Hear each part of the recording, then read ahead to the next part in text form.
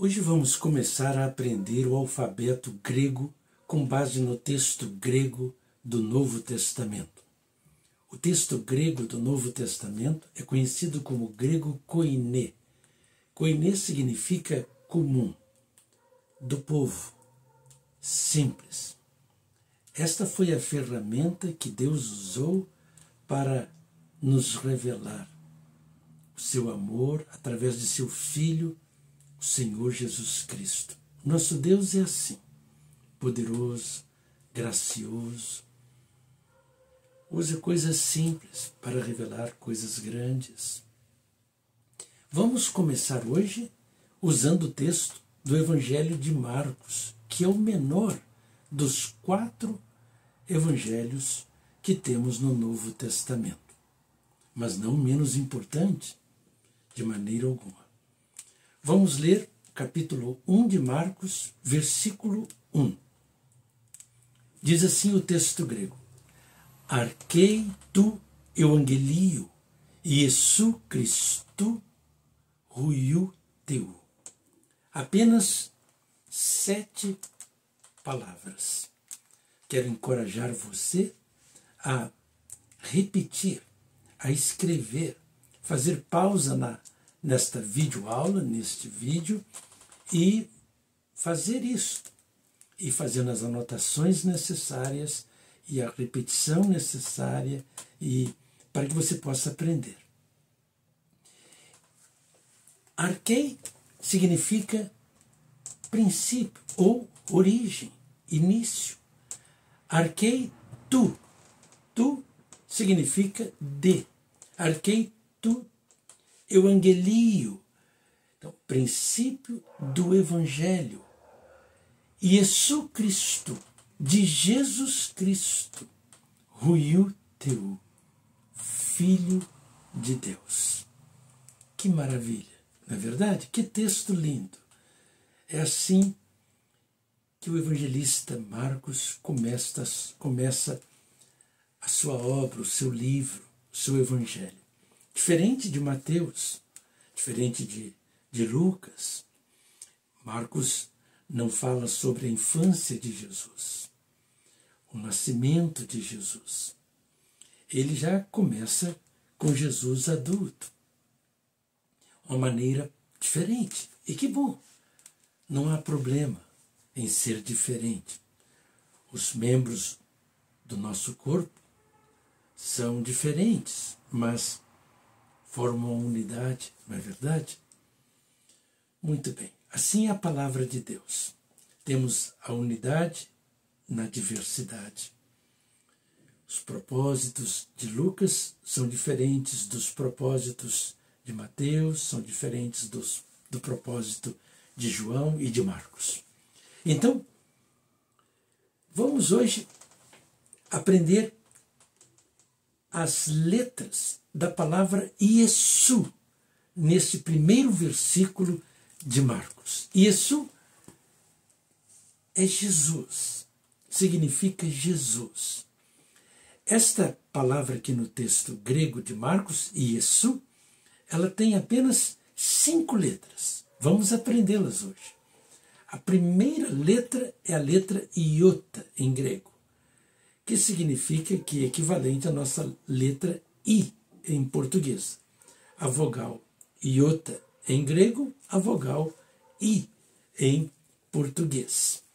A segunda letra de Iesu é eta, que equivale à nossa vogal E. Então, vogal eta em grego, vogal E em português. Iesu. A terceira letra é uma consoante.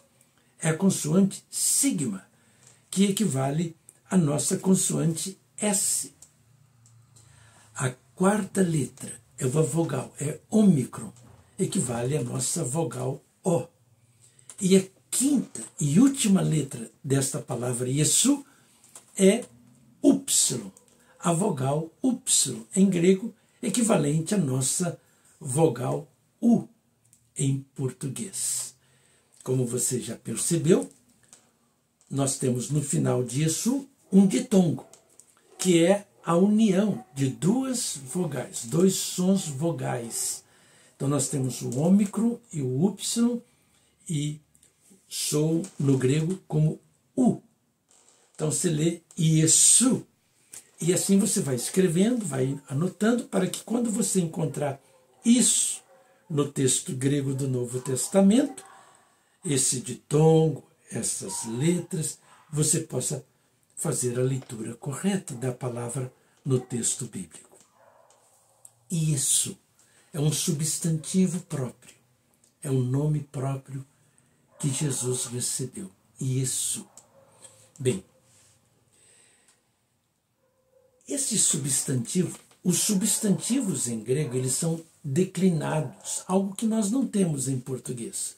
Assim como os artigos são declinados em grego, os adjetivos, e até o verbo no particípio é declinado também.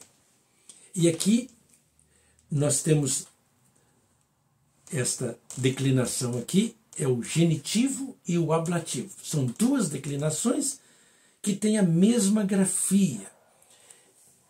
Então, o tradutor, o pregador, é que vai decidir qual é a ideia, qual é o caso aqui no grego, qual é a declinação, qual é o caso da declinação. Genitivo é posse, ablativo é origem. E nesse caso nós podemos dizer que o Evangelho de Cristo pertence a Cristo, é posse de Jesus, mais do que de qualquer imperador, de qualquer pessoa neste mundo, de qualquer juiz, de qualquer pregador. Ele é primeiro de Jesus, antes e acima de tudo. Esse Evangelho é de Jesus porque foi revelado por Jesus.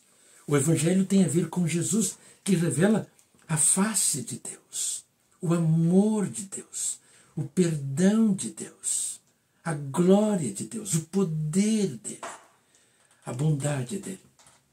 Então, ele pertence a Jesus e ele nasce de Jesus, dos seus ensinos, da sua vida, do seu sacrifício, da sua obra. Então, você está aprendendo hoje estas 5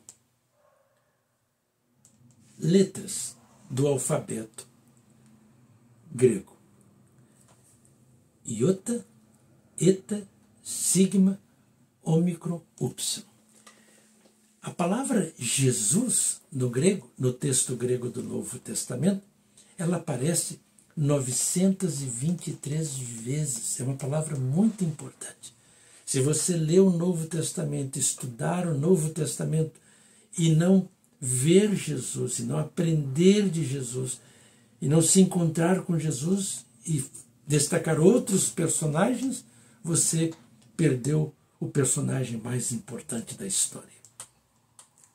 Bem, Jesus, a palavra em grego, aparece 923 vezes, mas em 3 diferentes formas. Aparece no caso nominativo 462 vezes, que indica que ele é o sujeito da oração. É o sujeito, é o que age, o que fala, o que tem a performance ali. E aparece mais de 300 vezes no caso genitivo e ablativo, que é o caso que temos aqui em Marcos, né? Que dá a ideia de posse e de origem. Mais de 300 vezes. Que maravilha, não é verdade? Mais de 400 vezes no caso nominativo como sujeito. Genitivo e ablativo, mais de 300 vezes. E no caso acusativo, que a gente lê, então, Iesum, aparece mais de 100 vezes. Então, no nominativo é Iesus. Iota, eta, sigma, ômicron, upsilon e sigma. Então, veja bem que você agora tem duas maneiras de escrever sigma. Quando o sigma aparece no final, tem esta forma como você está vendo na tela. A forma como em Jesus, lá no finalzinho. E quando aparece no início de uma palavra, ou no meio dela, o sigma tem uma escrita diferente, como você já pode perceber na tela, e na palavra Jesus, ou na palavra Yesu. Na palavra Yesu não temos o sigma final, porque está no caso genitivo e ablativo. Na palavra Jesus, nós temos o sigma final, porque é assim que se escreve esta palavra Jesus em grego, quando Jesus é o sujeito da oração. E quando é o objeto direto, o caso acusativo, é Yesu. Então, iota, eta, sigma, ômicron, upsilon e o ni, ou nu final. Esse ni, esse ni que é a última letra da palavra Yesu, então, é mais uma letra que você está aprendendo hoje do alfabeto grego. Então você está aprendendo alguma coisa sobre a declinação dos substantivos, dos adjetivos, dos particípios, dos artigos em grego.